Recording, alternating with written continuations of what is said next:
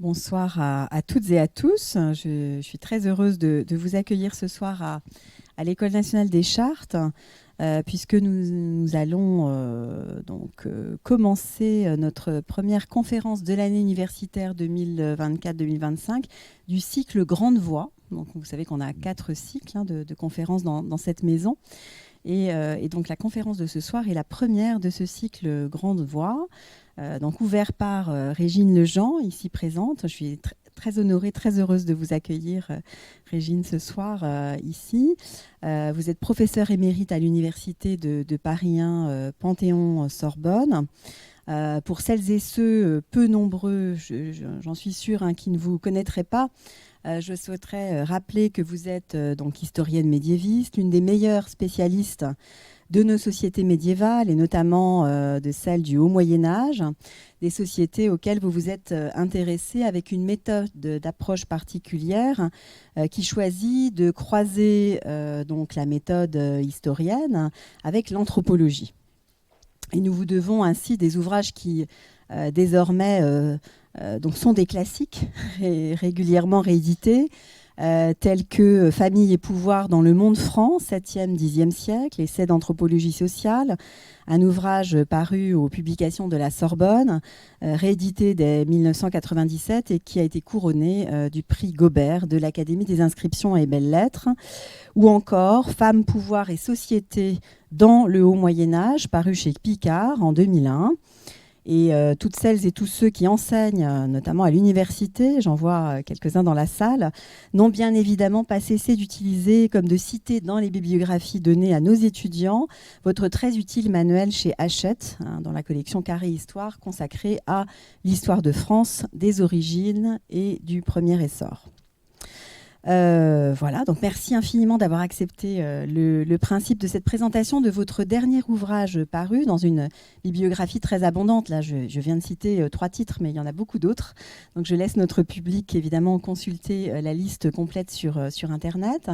Et ce soir, vous venez nous présenter votre dernier ouvrage paru cette année, donc en 2024, dans la collection célèbre L'univers historique du Seuil, un ouvrage qui s'intitule Amis ou ennemis, émotions, relations, identité au Moyen-Âge. Évidemment, on reconnaît dans ce titre et dans la 4e de couverture, je vais un petit peu développer vos domaines de spécialité, notamment la famille, les femmes, le pouvoir considéré dans les sociétés occidentales du Haut Moyen-Âge, une période de construction passionnante s'il en est, entre l'Antiquité tardive et ses modèles politiques, sociaux, juridiques, des modèles romains et chrétiens. Et d'autre part, les nouveaux apports des sociétés germaniques qui s'installent durablement alors dans l'espace politique occidental. Au sein des thématiques qui vous sont chères, un thème central, et c'est l'objet précisément de l'ouvrage de ce soir, l'amitié et son contraire, la haine, l'inimitié. Une thématique évidemment fort intéressante pour les médiévistes, bien sûr, les historiens en général, le grand public aussi, parce que il me semble qu'il faut rappeler, je crois que chacune dans cette salle en est sans doute conscient, qu'aujourd'hui encore, en dépit des ouvrages, de la production historienne régulière, l'image qu'on a collectivement de la société médiévale reste celle d'une société extrêmement violente, où la vengeance en particulier jouerait un rôle complètement structurel et prédominant. Il suffit de consulter la production culturelle et de divertissement, je pense aux jeux vidéo, aux séries télé ou Internet, de plateformes, c'est qu'on ne citera pas ici, où on présente justement cette société comme, je le répète, une société très violente, peu rationnelle finalement, où la haine jouerait un rôle central, donc à travers notamment la notion de vengeance. Alors qu'en est-il réellement ? Votre conférence de ce soir va nous aider, j'en suis tout à fait certaine, à apporter une réponse à la fois scientifique et rationnelle à cette question. Et c'est la raison pour laquelle nous avons toutes et tous hâte de vous écouter maintenant. Et encore un immense merci d'avoir accepté le principe de cette conférence ce soir à l'École nationale des chartes. Merci à vous, un grand merci à vous. C'est moi qui vous remercie tout à fait de m'accueillir aujourd'hui pour cette conférence dans le cadre des grandes voix. Je ne me considère pas comme une grande voix, mais en tout cas, c'est un honneur pour moi de vous parler aujourd'hui de l'amitié. Effectivement, un thème qui m'a occupé plusieurs années. J'ai donc intitulé cette conférence « L'amitié, une clé de lecture pour le haut Moyen-Âge » puisque je m'intéresserai et je me suis intéressée essentiellement à la première partie du Moyen-Âge jusqu'au XIe, XIIe à peu près. Je ne pouvais évidemment pas traiter de tous les aspects du livre dans cette conférence d'une heure. Alors, poser la question de l'amitié dans nos sociétés n'aurait peut-être pas beaucoup de sens. L'amitié, en effet, dans nos sociétés relève largement du privé. Et même, elle suscite parfois la méfiance lorsqu'elle débouche sur le politique, sauf peut-être dans les domaines diplomatiques, quand il est question de traités d'amitié entre les États. L'amitié est pensée et vécue comme un sentiment, une émotion qui pousse vers l'autre, le plus souvent en dehors de la sphère familiale, ce que les psychologues considèrent comme un besoin vital pour tout être humain. L'amitié peut aussi lier des personnes morales et déboucher sur des amitiés collectives, des communautés ou des réseaux. Mais on retrouve ces formes dans toutes les sociétés humaines. L'historien ou l'historienne qui étudie les changements dans le passé ne peut se contenter évidemment de ces invariants. Ainsi, la distinction des psychologues entre parents et amis repose largement sur une opposition dedans-dehors qui n'est pas forcément valable dans toutes les sociétés. En particulier dans les sociétés où le modèle est celui de la famille au sens large, fondée sur les relations de paternité et de fraternité, ce qui est le cas, par exemple, dans les sociétés chrétiennes. La signification, l'expression des affections, de ce qu'on appelle les affects, leur pratique change selon les sociétés. Et ce sont ces différences qui permettent peut-être de comprendre la spécificité de chacune de ces sociétés et également les changements qui les affectent. Ces différences tiennent d'abord aux ontologies, c'est-à-dire la façon dont les êtres humains conçoivent l'univers dans lequel ils se trouvent. Or, comme l'a bien montré Philippe Descola, les sociétés occidentales contemporaines ont opéré une rupture profonde entre la nature et la culture, entre les humains et les autres êtres, avec l'idée que la nature était au service de l'homme, avec toutes les conséquences d'ailleurs que l'on connaît. Cette conception va de pair avec un certain désenchantement du monde, pour reprendre l'expression de Marcel Gauchet, et également une conception individualiste de la personne, considérée comme un être unique, c'est-à-dire non divisible, un individu conscient de lui-même. Je reviendrai là-dessus. Dans nos sociétés, l'individu prime souvent sur le collectif et la recherche du bonheur individuel l'emporte bien souvent aussi sur l'intérêt général ou le bien commun des anciens. L'amitié y est donc d'abord une affaire personnelle, même quand elle se décline dans le collectif. Or, cette conception est récente, comme le montre le texte de Saint-Just, un révolutionnaire, à la fin du XVIIIe siècle. Ce texte nous projette dans le projet de la Révolution, qui place l'amitié au centre de ce que devait être la nouvelle société. Celui qui dit qu'il ne croit pas à l'amitié est banni. Tout homme âgé de 21 ans est tenu de déclarer dans le temple quels sont ses amis, et cette déclaration doit être renouvelée tous les ans pendant le mois de Ventose. Les amis sont placés les uns auprès des autres dans les combats. Ceux qui sont restés amis toute leur vie sont enfermés dans le même tombeau.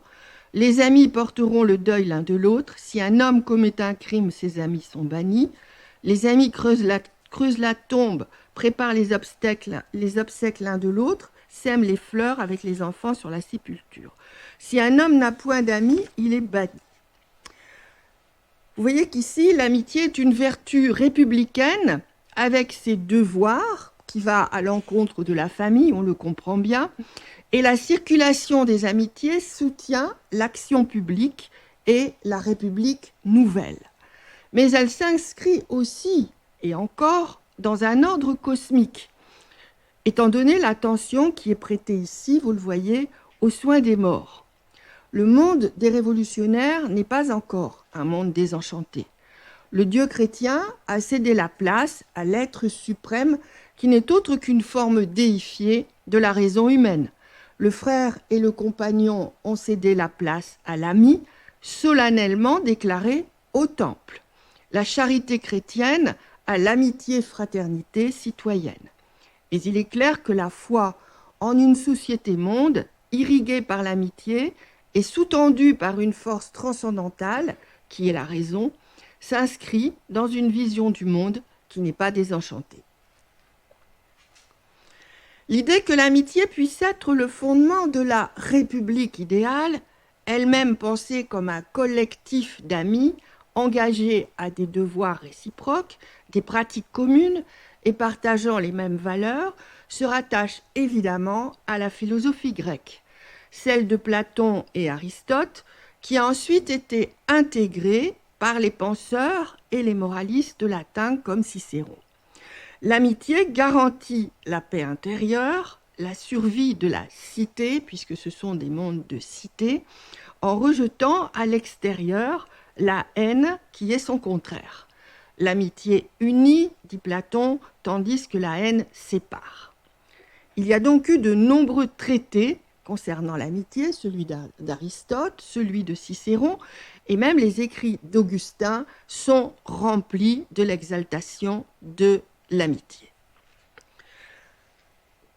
Sous l'Empire romain, le pacte social qui assurait la coopération des élites et en même temps le consensus des citoyens reposait sur l'amour de la cité et de la chose publique, le sens même de république.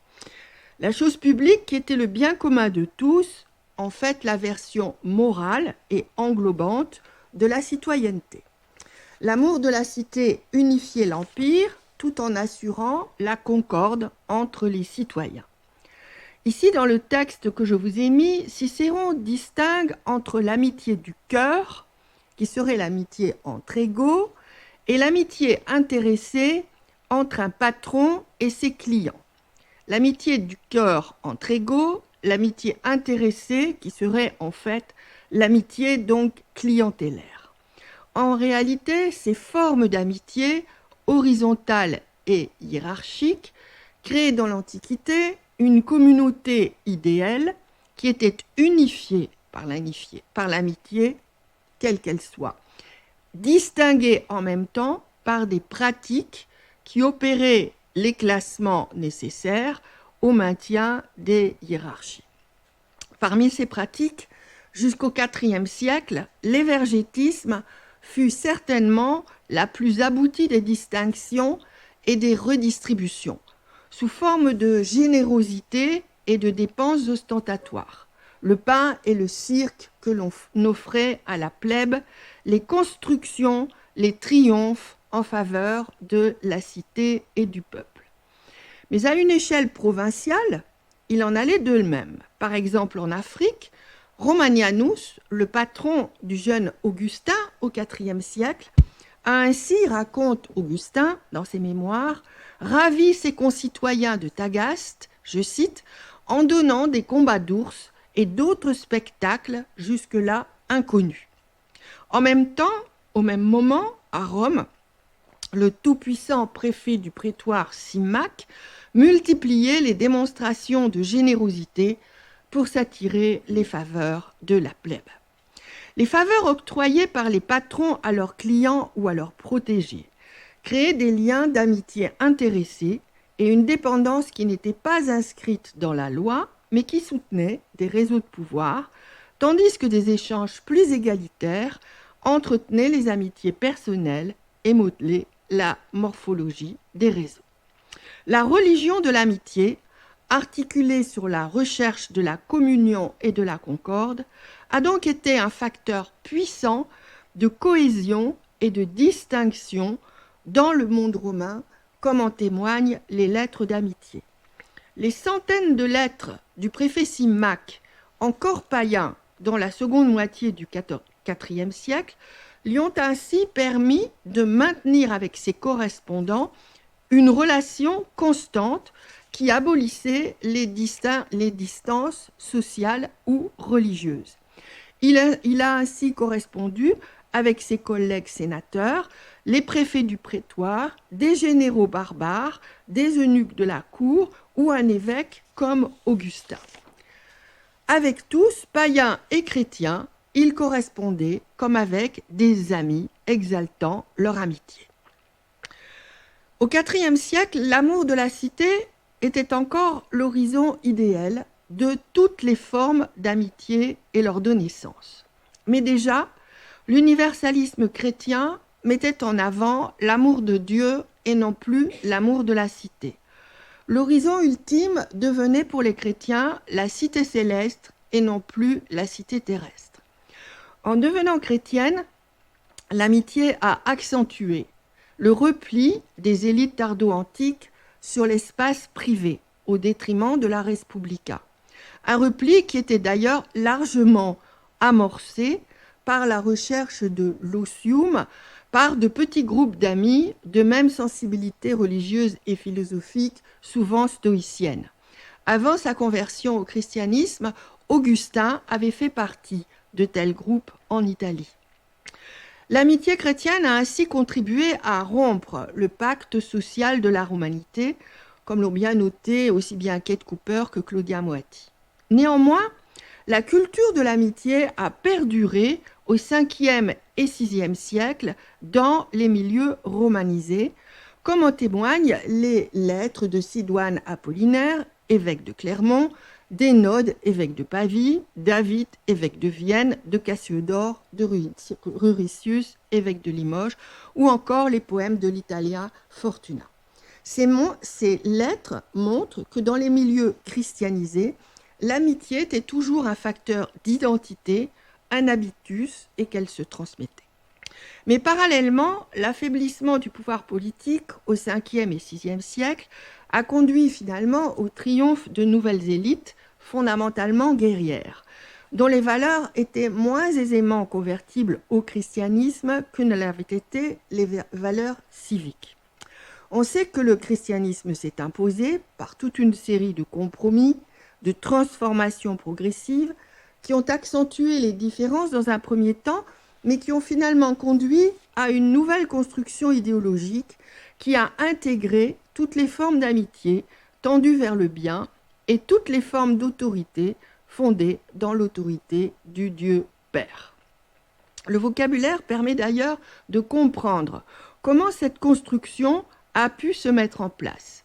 Plusieurs termes latins servent à désigner l'amitié et l'ami. Amicitia, amor, caritas, dilectio, necessitudo, affectus ou encore amictus, amicus, dilectus, carus pour les adjectifs.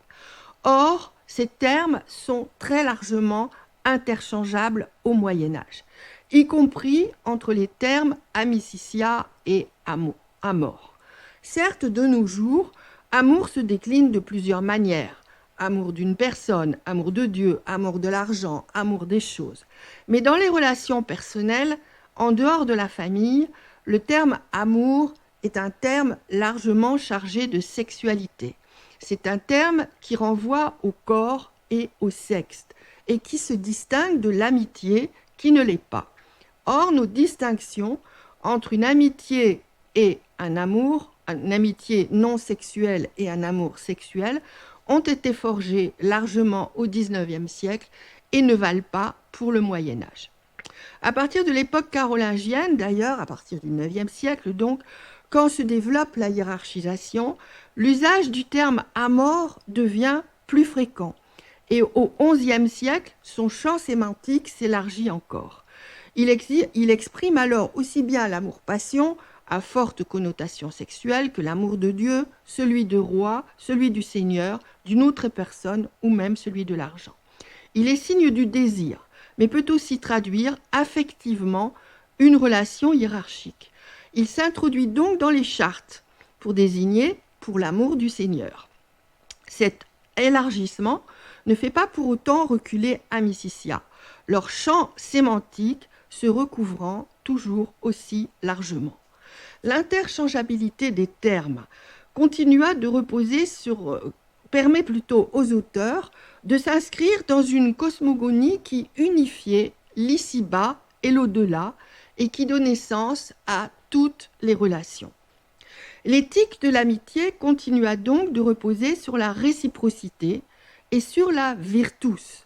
La virtus est un terme polysémique qui désigne la valeur de l'homme, aussi bien son courage physique, ce qui valait très bien pour les guerriers, que sa valeur morale.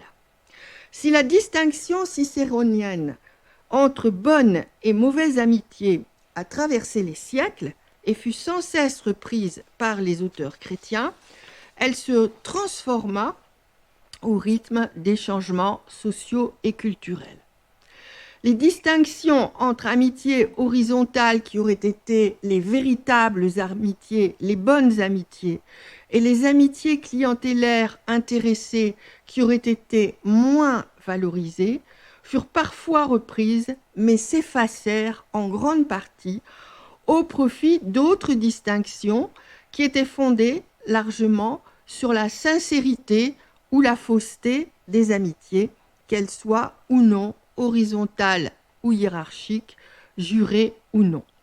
Et surtout, la dialectique entre l'esprit et la chair, fondamentale dans le christianisme, a aussi servi à distinguer l'amitié spirituelle de l'amitié charnelle, ce qui pose d'ailleurs la question du genre et celle du corps. L'infériorité féminine est une donnée qui se vérifie au Moyen-Âge, puisque la femme est renvoyée du côté du corps à cause de l'enfantement, et les hommes du côté de l'esprit, avec des formes de misogynie plus ou moins prononcées, fortement prononcées chez certains auteurs comme Jérôme au IVe siècle, Théodulphe d'Orléans au IXe siècle ou Hugues de Saint-Victor au XIIe siècle. Cependant, au Moyen-Âge jusqu'au XIIe siècle, les oppositions sont moins fortes qu'il y paraît, comme l'a bien montré Jérôme Bachet dans son très beau livre « Corps et âme, une histoire de la personne au Moyen-Âge ». S'il y a bien une supériorité de l'esprit sur le corps, les hommes ne sont pas systématiquement renvoyés du côté de la raison et du contrôle des affects, et les femmes du côté de la chair, de la passion, de la fureur. Ces images sont effectivement plaquées sur certaines femmes, mais elles le sont souvent dans des buts bien définis qui cherchent avant tout à dévaloriser les hommes qui ne savent pas commander à leur épouse. Il faut donc déconstruire source par source quand il s'agit des femmes. Ainsi, les coups de foudre dans les textes concernent plutôt les hommes que les femmes. Et la frontière du genre s'efface souvent derrière celle du statut. D'une manière générale donc, le corps n'est pas aussi dévalorisé qu'il va l'être à partir du XIIe siècle dans le cadre de la réforme grégorienne, quand il s'agira de séparer complètement les clercs des laïcs en imposant aux clercs de renoncer complètement à la chair. Et l'amour courtois et la poésie courtoise qui se développent alors sont largement des réactions à cette dévalorisation de l'amour charnel et de la sexualité. Ici, vous avez une image tirée du psautier de Stuttgart, qui est un psautier du IXe siècle. Le psaume 4 est une prière de confiance envers Dieu, la confiance étant inhérente à l'amitié. Et elle est illustrée par une image qui représente deux nobles portant l'épée et qui s'embrassent fougueusement devant le Seigneur. Les embrassades font partie des gestes d'amitié et les corps se rapprochent, y compris entre personnes du même sexe, parce que les corps, le rapprochement des corps exprime celui des cœurs, et cette fois confiance qui est inhérente à l'amour-amitié. Paradoxalement peut-être, au Haut Moyen-Âge, toutes les formes d'amitié sont incarnées, profondément incarnées, y compris l'amour spirituel et l'amitié spirituelle. Ainsi s'explique aussi peut-être le développement de ce que l'on a appelé l'homophilie, une forme d'amour non sexualisé mais charnel entre personnes de même sexe, se manifestant par des baisers sur la bouche, de fougueuses embrassades, des manifestations d'amour entre hommes ou entre femmes, mais le plus souvent entre hommes. Ces manifestations ne sont nullement condamnées à condition d'être faites en public. La notion de publicité est évidemment fondamentale parce que pour être acceptable et acceptée, la proximité charnelle, la familiarité charnelle doivent pouvoir se montrer. En tant que vertu et valeur distinctive, l'amitié naissait donc de la familiarité, un terme qui vient de familia, le groupe familial, une notion forte et centrale, y compris dans le champ du politique. À partir de l'époque carolingienne, les conseillers du roi, les conseillers du prince sont désignés comme ses familiers, familiares conciliarii, et ses amis, amici regis. Vous voyez là la différence avec nos sociétés. Elle se reconnaissait à la bienveillance, autre notion centrale. Le terme benevolentia est beaucoup plus fort que de nos jours. Il signifie au sens fort vouloir du bien, agir pour le bien de l'autre, de l'ami. Son contraire est malveillance, qui a conservé un sens plus fort de nos jours dans notre langue que bienveillance. Donc, l'amitié se reconnaissait à la bienveillance que se portaient les amis et aux bienfaits qui soutenaient leur affection. Elle se développait donc dans des espaces de socialisation propices au rapprochement, comme par exemple les cours, les écoles monastiques, les suites guerrières, souvent entre des âmes jeunes attirées par leur proximité intellectuelle ou leur proximité avec un seigneur. Pour les femmes, eh bien, on sait beaucoup moins de choses, surtout pour la première partie du Moyen-Âge, mais les lieux de familiarité que pouvaient être le lavoir ou les ateliers de tissage ou les lieux où se réunissaient les femmes étaient également propices au développement de la familiarité et au développement de l'amitié. L'amitié s'entretenait par des pratiques communes, parmi lesquelles les banquets étaient un rituel important dans toutes les sociétés d'ailleurs. Partager la nourriture, boire en commun rapproche les personnes, rapproche les amis et apaise les tensions. Cette peinture murale à gauche provient du monastère de Mustahir, un monastère qui a été fondé au début du IXe siècle en Rhétie, actuellement la Suisse. Et on a reconstruit l'église au XIe siècle et cette église est ornée de peintures magnifiques. Je ne saurais trop vous conseiller d'aller visiter le monastère de Mustahir si vous passez par là. Et l'une de ces peintures représente ici le banquet du roi Hérode, au cours duquel Salomé, couronnée, danse devant le roi et lui apporte la tête de Jean-Baptiste qu'il avait demandé. Ce qui est intéressant, c'est ici la présence de femmes autour du roi. Le roi est couronné au centre de la table et il a Hérodias, la mère de Salomé, à sa droite et un homme à sa gauche qui le persuade de la main selon Matthieu 14, 6, 11. Deux autres femmes sont assises à la table, tandis que la coupe est servie par un homme. Cette peinture contraste avec la tapisserie de Bayeux, qui date elle aussi du XIe siècle, et sur laquelle est représenté le banquet offert par Guillaume de Normandie au duc Harold lorsqu'il est venu en Normandie. Ici, il n'y a pas de femme, et il n'y a d'ailleurs qu'une seule femme sur la tapisserie de Bayeux, dont on ignore tout. Sinon, les scènes sont entièrement masculines.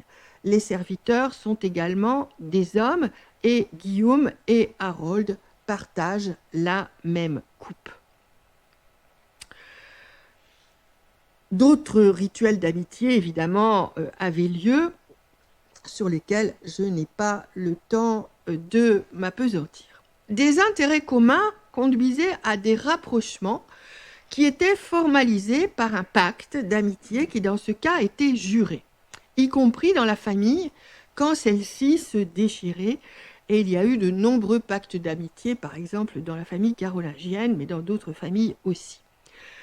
Des intérêts communs pouvaient également conduire à des mariages qui apaisaient les tensions et qui créaient eux-mêmes des amitiés en les ancrant dans la durée, tout en rentrant toujours dans le jeu de la compétition. Ici, vous avez un extrait de Dudon de Saint-Quentin qui vous montre comment Guillaume de Normandie a donné sa sœur à Guillaume de Poitiers et comment Herbert de Vermandois a donné sa fille à Guillaume de Normandie.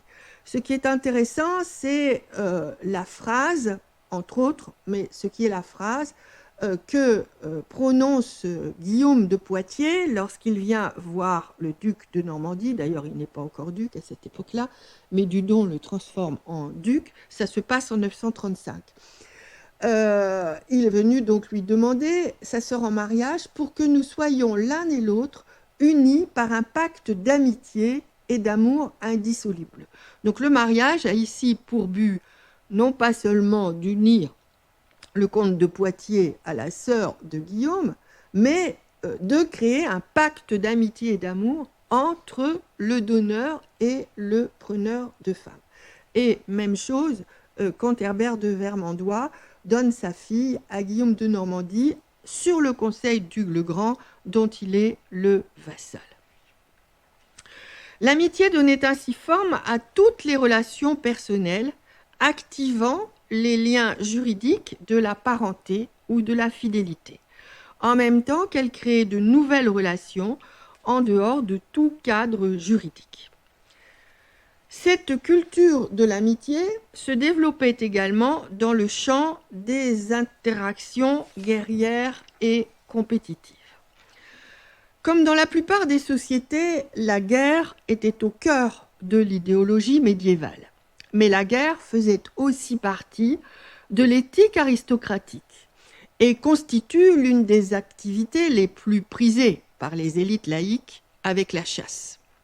La violence était donc constitutive de l'identité des élites masculines. Mais elle crée elle-même des amitiés par les activités et les pratiques communes. Je pense par exemple aux amitiés dans les chansons de geste dans la chanson de Roland par exemple. La guerre était centrale, mais elle devait être légitime ou maintenue à un degré d'acceptabilité variable selon les régions et les moments, ce qui, ainsi, par le biais des guerres légitimes et des guerres justes, permettait de reproduire l'ordre et un ordre fondamentalement patriarcal. Les conquêtes extérieures justifiées par la conversion des païens, la défense du royaume de Dieu, mais aussi toujours motivées par l'appât des richesses et la volonté de puissance, n'ont d'ailleurs jamais empêché les prédations intérieures, sous forme d'incendies, de dévastation et de pillage. Autant de moyens de pression qui étaient considérés comme légitimes, en tant que représailles, pour contraindre l'autre à négocier et à accepter un nouveau rapport de force, ou simplement pour nourrir les armées en campagne. L'enluminure en pleine page que vous voyez ici est tirée du psautier doré de Saint-Gall de la fin du IXe siècle et illustre une prière après la défaite en représentant des cavaliers et des fantassins qui, en haut, assiègent et prennent une ville que ces murailles ornées de tours n'ont pas réussi à protéger. Le pillage et la prise d'otages suivent, malgré les supplications des habitants. Ce sont des opérations militaires normales, ritualisées et lucratives qui démontrent la supériorité et le bon droit du vainqueur. La tapisserie de Bayeux, qui est à droite, illustre la bataille d'Hastings en 1066 et la victoire de Guillaume le Conquérant et sa conquête de l'Angleterre qui a suivi. Les barbares, devenus chrétiens, ont également trouvé dans la Bible une culture de la vengeance qui faisait écho à la leur, et la preuve que Dieu se venge aussi en punissant ceux qui s'opposent à lui. Le psaume 58 du psautier de Stuttgart raconte comment la colère de Dieu s'est abattue sur son peuple parce qu'il n'a cessé de lui désobéir. L'image montre comment deux guerriers infligent à leurs adversaires une mort indigne en les frappant de dos, tandis que les femmes, revêtues de vêtements à la mode franque, assistent à la scène sans pouvoir accomplir les rythmes de lamentation pour les défunts. Le Lévitique avait pourtant réservé la vengeance aux juges, et l'idée que le roi était le seul bras armé de Dieu fit reculer la vengeance de sang qui a été interdite à partir de Charlemagne. Certes, elle n'a pas disparu, mais son acceptabilité et sa légitimité ont nettement diminué à partir de l'époque carolingienne, en même temps qu'augmentaient à la fois les valeurs chrétiennes de l'amour, la peur du jugement dernier et de la colère divine. Sans remettre en cause la prégnance du schème de vengeance, ce que l'on appelle les haines mortelles, dont la mémoire a été transmise jusque dans les épopées, furent le plus souvent produites et dénoncées par la défaillance très momentanée des autorités en charge de les empêcher et de maintenir les équilibres. C'est tout le propos de la chanson de Raoul de Cambrai, dont vous avez ici l'illustration. Raoul a été contraint en quelque sorte de se venger par l'injustice du roi Louis.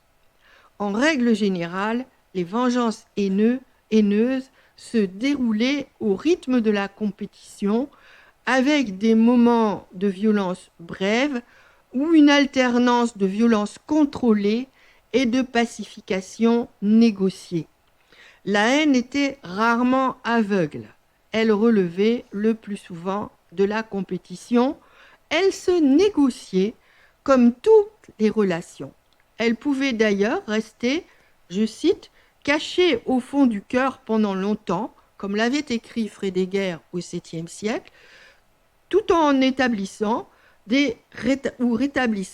des amitiés entre les partenaires.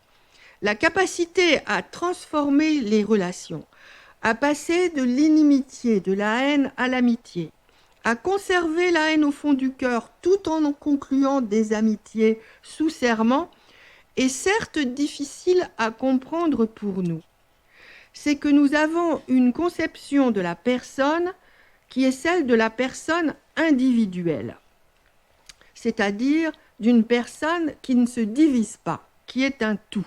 Il est d'ailleurs tout aussi difficile de comprendre la vassalité multiple, qui permet à un vassal de se soustraire à ses obligations, alors que le vassal, lorsqu'il prête serment, est censé remettre complètement sa personne entre les mains de son seigneur, alors qu'il peut engager sa personne tout aussi complètement envers un ou plusieurs autres seigneurs qui peuvent eux-mêmes être en compétition.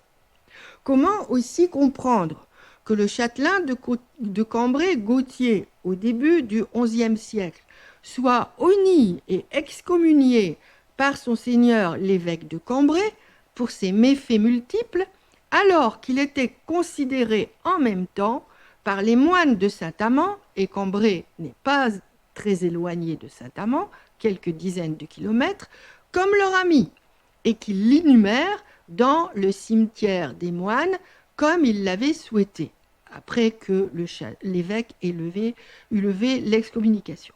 Comment comprendre ces changements et ces revirements? Eh bien, pour cela, il faut comprendre justement que la conception de la personne n'est pas la même que la nôtre.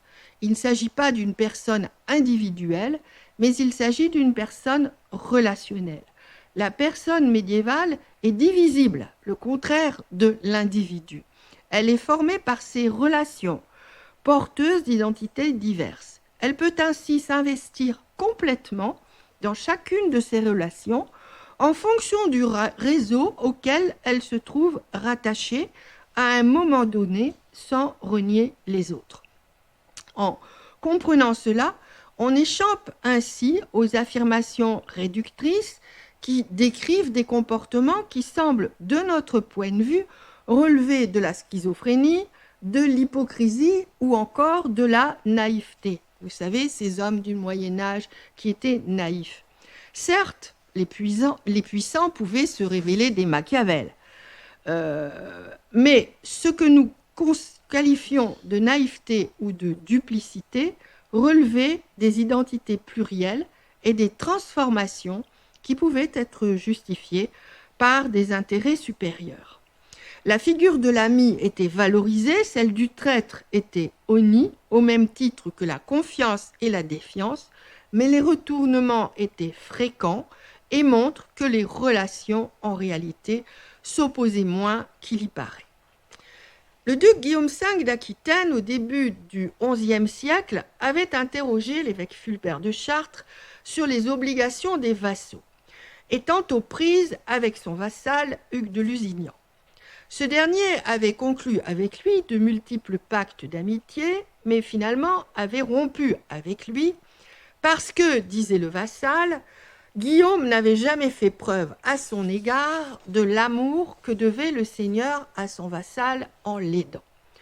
Fulbert avait répondu à Guillaume d'Aquitaine que le vassal n'était obligé à servir qu'en fonction du bénéfice qu'il avait reçu de son seigneur. Conception qui, de notre point de vue, semble complètement matérialiste, mais qui ne l'est pas dans ces sociétés, car la performativité de l'amitié était toujours inséparable de son substrat matériel, c'est-à-dire des transferts de biens qui soutenaient la relation. Transfert de patrimoine, dot aux épouses, banquets, cadeaux offerts en échange de bienfaits, pour rythmer les rencontres, les cérémonies, les investitures, les conversions, les pactes d'amitié, les alliances de toutes sortes. Même quand l'amitié est dite spirituelle, elle est entretenue par des échanges, ne serait-ce que des échanges de lettres qui sont des lettres d'amitié ou des cadeaux, petits ou grands, des dons qui en fait sont des dons qui obligent. Dans une société qui ne sépare pas l'esprit de la matière, les objets du don, que nous considérons nous comme des objets purement matériels, étaient en quelque sorte animés, c'est-à-dire dotés d'une force personnelle. Dans un processus de personnification des êtres et des choses que l'anthropologue brésilien Eduardo Viveiros de Castro a appelé une économie symbolique de relations magiques. Ces objets portaient en eux les identités relationnelles de ceux qui les avaient possédés, successivement. En d'autres termes, l'objet offert était lui-même sujet, pouvait même être acteur, ce qui abolissait la frontière entre matériel et spirituel, nature et culture. Cela est vrai des épées précieuses anciennes qui étaient remises aux jeunes guerriers nobles, de la couronne dite de Constantin, avec laquelle le pape Eugène IV couronna Louis le Pieux en 816. Cela est vrai des reliques qui matériellement ne valaient rien, mais qui valaient parce qu'elles portaient le cœur des saints. Mais cela est vrai aussi de la terre et des droits. Dès le IVe siècle, en effet, les donations pour le salut de l'âme ont entraîné un gigantesque transfert de richesses, de terres en particulier vers l'Église, ce qui a permis le développement d'un clergé nombreux. Les communautés monastiques qui se pensaient comme des communautés de frères et d'amis furent les grands bénéficiaires de ces donations, car les moines et les moniales s'engageaient à prier pour le salut de leurs bienfaiteurs, qui étaient leurs amis. Vous avez ici une charte qui est tirée d'un petit dossier de texte qui date du milieu du 8e siècle et qui se trouve dans les archives de Saint-Gall. Ce sont des chartes qui ont préparé le voyage d'une veuve, Beata, à Rome, qui a décidé d'aller visiter les tombeaux des saints Pierre et Paul entre 743 et 746. Elle appartenait à une famille aristocratique qui avait fondé un petit monastère dans lequel elle s'était retirée après le décès de son mari et où elle vivait avec sa mère Atta. La famille avait également fondé une église. Elle a besoin d'argent et pour préparer son voyage, elle donne, la charte est une charte de donation, elle donne ses biens dans 10 localités différentes, signe de l'appartenance à l'élite, pour le salut de son âme et celle de ses parents. Et elle reçoit de l'abbé 70 sous en or et en argent, une très grosse somme, 5 chevaux avec leur selle, des fourrures et des couvertures. Si elle revient, elle jouira de ses biens sa vie durant, avant que ses biens ne reviennent au monastère. Elle a dû mourir en Italie, car très peu de temps après, son fils a confirmé à Saint-Gall, pour le salut de son âme, les biens qu'il avait reçus en héritage de sa mère, et il va désormais être entretenu par le monastère. Le terme vendicio, vendere n'est pas utilisé, c'est celui de donare. On pourrait dire que c'est une vente déguisée en donation contre un prix, d'une certaine manière c'est cela, mais en fait, même cet échange rentre dans le circuit du don pour le salut de l'âme contre prière et donation. À partir de l'époque carolingienne, les communautés monastiques ont conclu entre elles et avec d'autres communautés, par exemple de chanoines épiscopaux, des accords de prière échangeant leurs listes, ce qui constitua ainsi une sorte de superstructure intégrative à l'échelle de l'Europe, fondée sur des liens d'amitié entrecroisés et déterminant une véritable religion de l'amitié soutenant les structures politiques de l'Empire.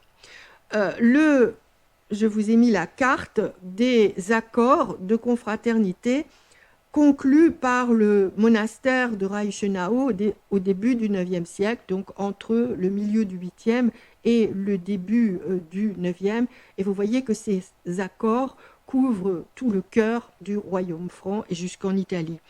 C'est un caractère, ces accords donnent à ce monastère un caractère à la fois impérial et une force intégrative de grande ampleur.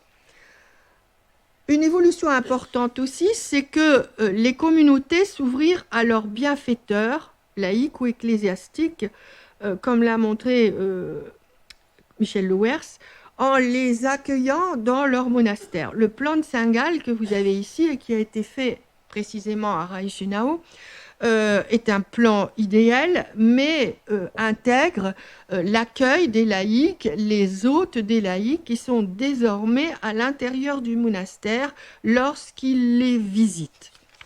De la même manière, l'inhumation de laïcs au plus près de l'autel ou dans le cimetière des moines montre cette intégration, cette ouverture des amis et cette ouverture des monastères. En même temps, les monastères ont inscrit leurs bienfaiteurs dans des livres mémoriels lorsqu'ils en ont fait, ce qui a été le cas d'un certain nombre de grands monastères de Germanie ou d'Italie ou de Lotharingie comme celui de Remiremont. Ici, vous avez une page du livre des vivants de l'abbaye de Pfeffers en Réti, non loin du monastère de Mustahir, dont je vous ai parlé tout à l'heure. Le monastère a été aussi lui fondé sous le règne de Charlemagne au début du IXe siècle et le livre date des environs de 820. Et vous voyez dans la double arcade, les moines ont copié les plus prestigieux d'abord de leurs amis, à la première page, les noms des rois carolingiens, de Pépin III, Pépin le Bref, jusqu'à Pépin d'Italie, son petit-fils, qui avait eu en charge l'Arétie et la Limanie. Les reines aussi, pas toutes, les reines Hildegarde et Fastrade, deux épouses de Charlemagne, et Judith, la seconde épouse de Louis le Pieux, toutes les trois ayant eu des liens particuliers avec ces régions. L'entrée royale était suivie par les noms qui ont été copiés de 5 bienfaiteurs, qui sont 5 rangs ayant administré l'Arétie et la Lémanie, et leurs noms sont suivis de la mention laïque qui signifie laicus. Vous voyez ici, sur la diaposition suivante, sur le livre de Reichenau, après les pages où sont copiées les listes de communautés monastiques et canoniales avec lesquelles le monastère avait conclu des accords, il y a une deuxième partie du livre qui commence à la page 99 par cette inscription « Nom des amis vivants, nomina amicorum viventium ». Ce sont les bienfaiteurs les plus importants, qui sont, vous le voyez, considérés comme les amis des moines. Et à côté, je vous ai mis quelques petites entrées qui datent du XIe siècle, celle-là. Vous avez Adalbert de Prague, l'évangélisateur de la Tchéquie. Vous avez le roi Étienne, en dessous, le roi Étienne des Hongrois, Stéphanus Rex Hungarorum, et son épouse Gisèle, à côté, Kissila Regina. Et en dessous, vous avez le roi, en fait, il n'est pas encore empereur, mais c'est Conrad II, Conradus Rex, et son épouse Kissila, l'impératrice Gisèle. Les bienfaiteurs les plus importants, qui étaient d'ailleurs aussi les acteurs politiques les plus importants, les familiers du roi, les princes, multiplièrent et entrecroisèrent leurs relations avec de nombreux monastères et s'insérèrent ainsi dans les vastes confraternités qui préfiguraient les ordres du Moyen-Âge central. L'ampleur du phénomène traduit la forte interconnexion des sphères spirituelles et temporelles, religieuses et politiques qui caractérisent le Moyen-Âge, au moins jusqu'à la réforme grégorienne. Cette interpénétration explique que les relations d'amitié se sont toujours inscrites dans une compétition plus ou moins agressive, et qui n'est pas celle des sociétés de face à face où on identifie clairement les ennemis, les alliés, les amis. Le désir d'éliminer les rivaux est certainement une émotion tout à fait primaire, mais elle est réprimée la plupart du temps. Néanmoins, dans ces sociétés où la confiance était centrale, mais où les autorités étaient toujours assez faibles, les équilibres politiques fragiles, et où les amitiés jurées pouvaient être remises en cause, il fallait souvent se méfier avant de se défier. Les rituels d'amitié pouvaient ainsi servir à éliminer des rivaux, comme ici Guillaume de Normandie, dont je vous ai parlé tout à l'heure, lorsqu'il a donné sa sœur en mariage en 935, et qui est éliminé en 942 par Arnoux de Flandre, à l'occasion d'une rencontre de paix qui a été détournée. Sans arriver toujours jusque-là, c'est l'exception, les conflits étaient nombreux, y compris entre les moines et leurs amis.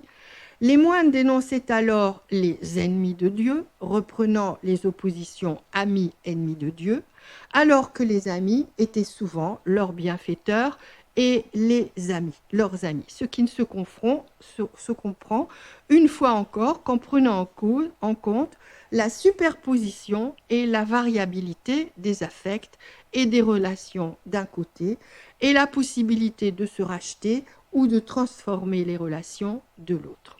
Plus que celle de l'amour ou de la haine, la culture du temps était donc celle de la médiation, de l'intercession, qui mettait en communication les personnes, les groupes, l'ici-bas et l'au-delà. L'une et l'autre étaient intrinsèquement liées à l'amitié.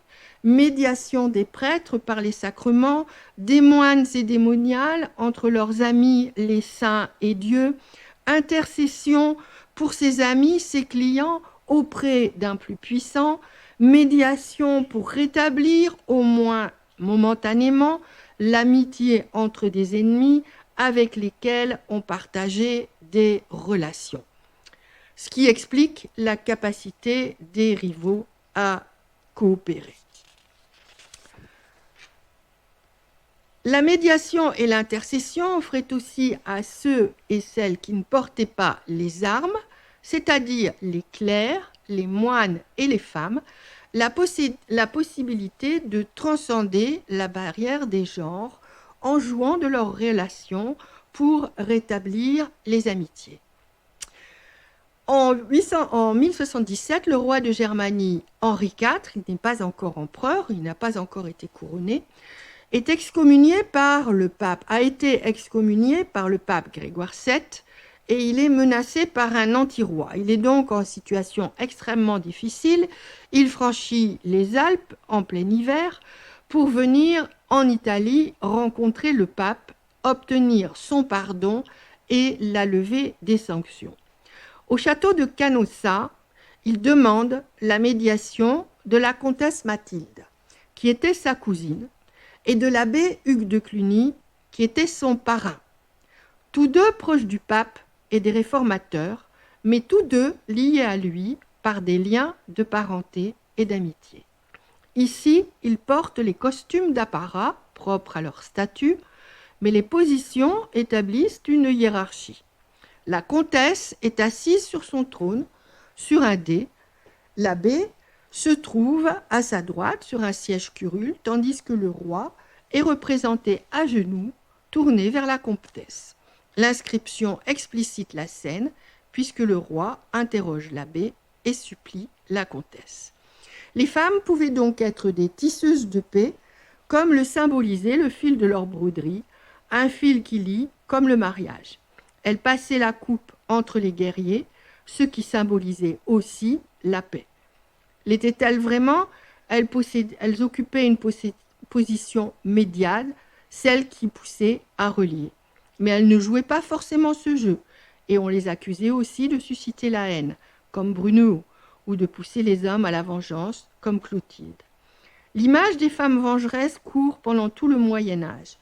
Ici, la représentation de Kriemhild, qui a vengé la mort de son mari Siegfried et a apporté la tête de Gunther qu'il avait tué à son roi Hagen. Certes, les femmes étaient capables de se venger seules, mais ce genre de vengeance relève plutôt des fantasmes, comme sans doute aussi la forme d'amour que chantent les poètes courtois depuis la fin du XIe siècle. Un amour qui s'oppose aux conceptions rigoristes de l'Église, réprimant la sexualité et le désir charnel et exaltant des amitiés purement spirituelles. Ici, le Minnesang, une poésie d'amour qui se répand en Allemagne à partir du XIIe siècle et, comme la poésie courtoise en France, chante cette forme d'amour. L'enluminure, dédiée au seigneur Conrad von Alstetten, dégage une grande sensualité, une forme d'inversion des rôles masculins et féminins particulièrement osés. Non seulement les deux amants, qui portent des vêtements presque identiques, sont étroitement enlacés, mais la femme, assise, entoure de ses bras son amoureux, allongé en position lascive. Le faucon que le Seigneur tient dans sa main droite et l'arbre en fleurs complètent cette scène qui exalte les plaisirs de l'amour charnel et de la chance. Mais il s'agit certainement là aussi d'un fantasme. En conclusion, l'amitié est certainement une clé de compréhension des sociétés médiévales, à condition d'opérer un large décentrage, comme le montre l'interchangeabilité des termes amour et amitié. Celle-ci permet d'inscrire les bonnes relations d'amitié, horizontales et verticales, charnelles et spirituelles, dans une cosmologie unissant l'ici-bas et l'au-delà et irriguée par l'amour de Dieu. Les mauvaises amitiés étaient rejetées, mais toujours susceptibles d'être transformées. L'amour de Dieu avait remplacé l'amour de la cité romaine, mais continuait d'assurer la domination des hommes sur les femmes, des puissants sur les moins puissants. En abandonnant le prisme de l'individu pour celui de la personne relationnelle et en adoptant le principe de la conversion sur le modèle eucharistique, non seulement on explique certains comportements qui semblent schizophréniques, mais on comprend aussi que la personne était moins enserrée qu'on ne l'imagine dans les contraintes communautaires. Certes, elle n'était pas libre au sens où nous l'entendons, mais par le jeu des identités et des rattachements multiples, elle disposait de certaines marges de manœuvre dont l'importance dépendait du genre et du statut, comme d'ailleurs dans toutes les sociétés. Je vous remercie.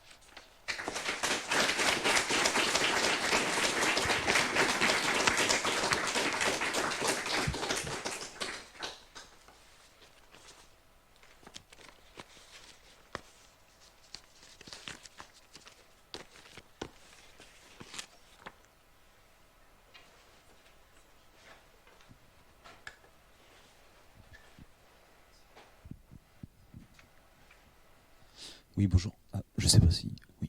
Bonjour, je vous remercie pour votre intervention. Je voulais vous demander, vu que vous parlez de personnalité relationnelle et d'amitié en général, j'ai pensé à Montaigne. Personne, relationnelle.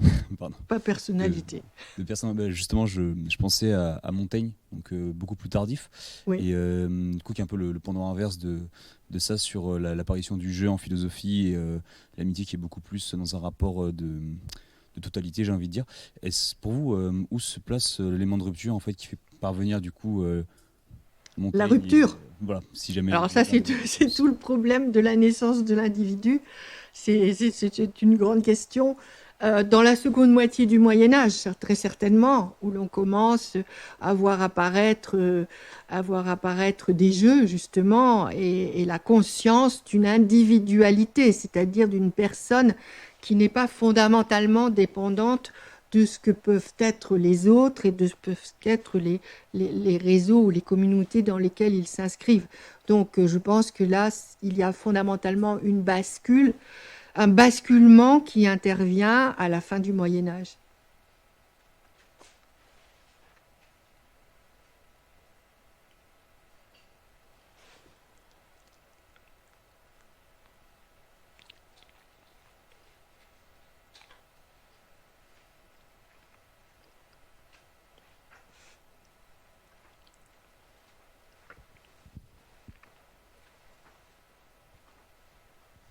Merci beaucoup.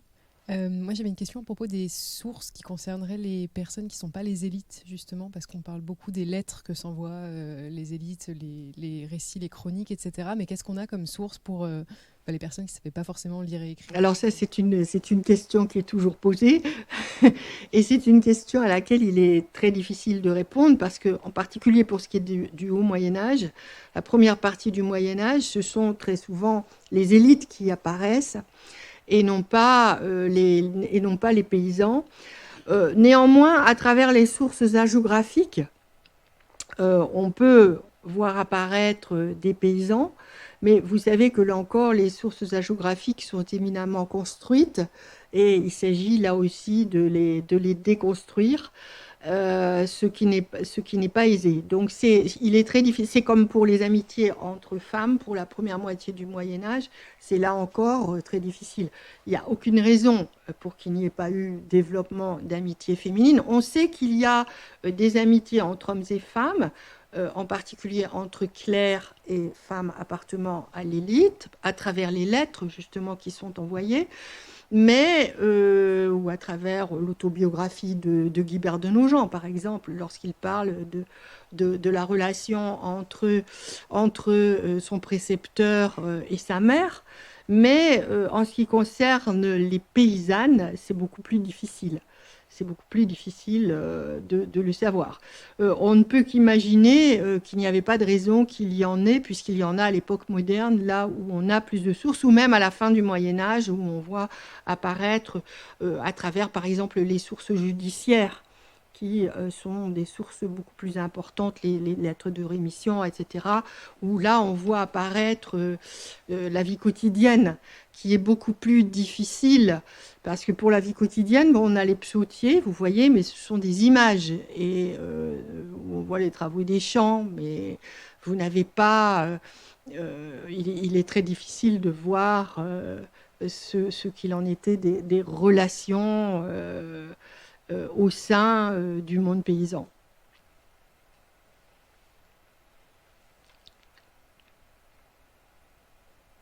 Mais c'est une vraie question. Après, peut-être qu'en faisant une enquête complète, on trouverait les choses, hein, sans doute. Mais je n'ai pas fait l'enquête.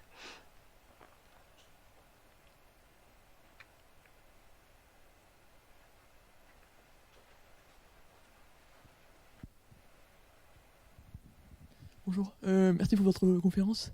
J'avais une question, parce que vous avez parlé des amitiés qui pouvaient dépasser les différences de genre entre hommes et femmes, ou les différences de statut, les hiérarchies, etc. Et je me demandais, est-ce qu'il existait des amitiés au Moyen-Âge qui pouvaient dépasser les différences d'âge?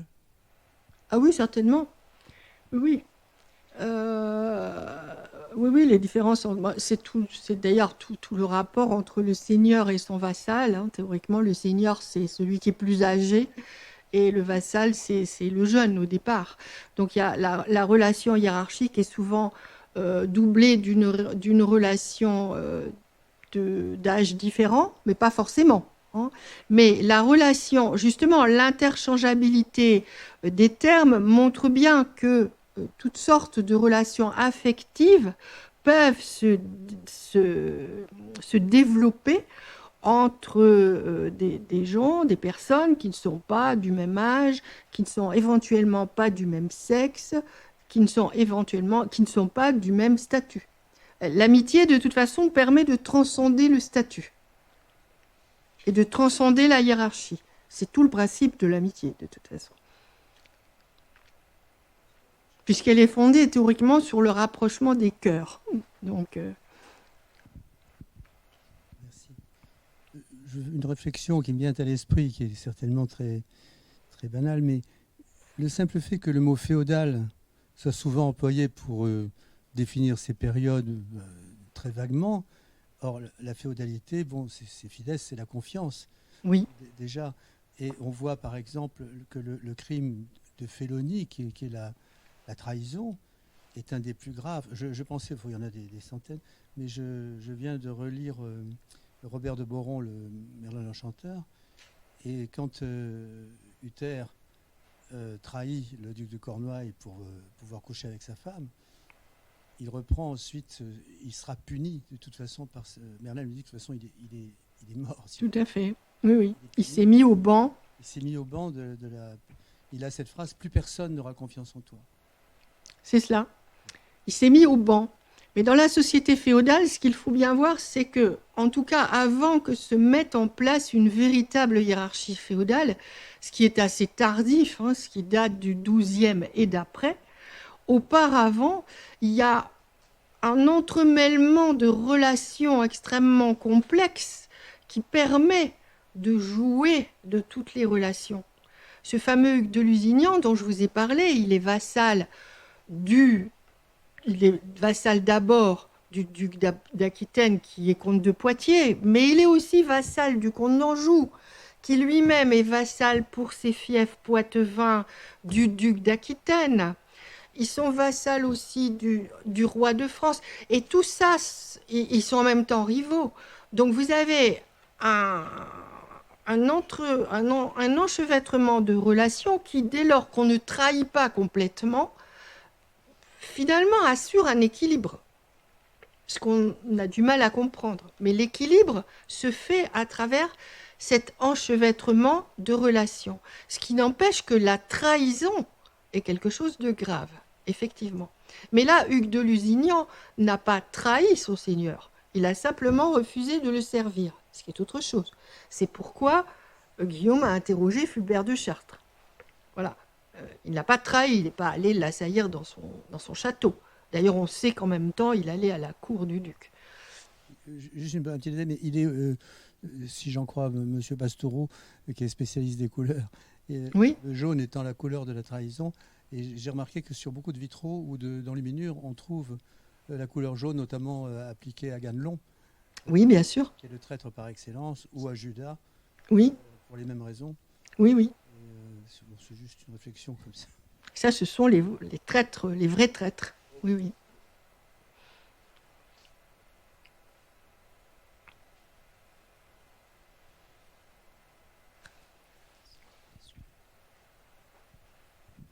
Un immense merci pour votre conférence. Je voulais rappeler, nous sommes en fin de conférence, que le livre de Régine Lejean est disponible à la vente et à la dédicace.